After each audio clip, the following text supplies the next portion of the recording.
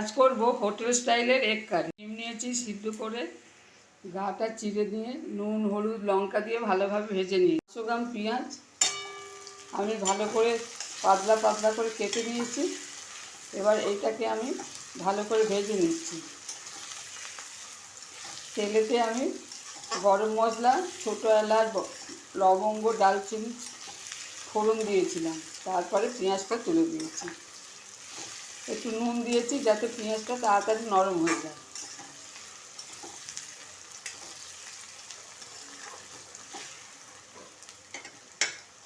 লাল হয়ে গেছে। বড় চামচে 2 চামচ লঙ্কা আর হাফ চামচ হলুদ গুঁড়ো ভিজিয়ে রেখেছিলাম, দিয়ে দিলাম।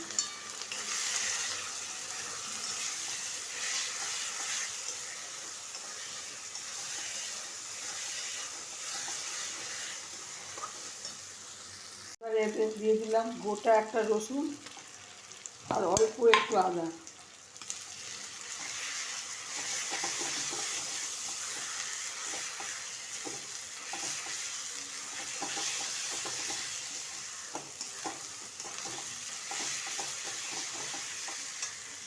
এবার দিয়ে দিলাম একটু তেঁতুলের কাঠ।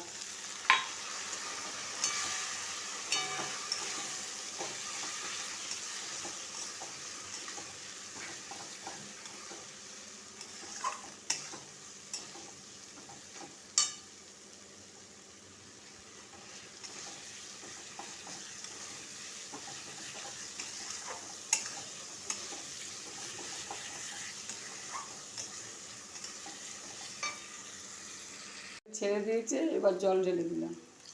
1 গ্লাস জল দিয়ে দিলাম। ঝোলটা ফুটছে, এবার ডিমগুলো দিয়ে দিলাম।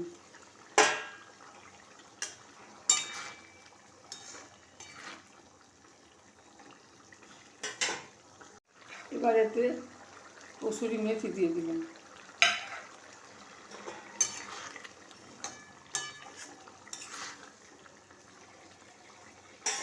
পরিমাণ মতো নুন আর অল্প একটু অ্যাডজাস্টের জন্য চিনি দিয়েছি। এবার দিলাম গরম মশলা।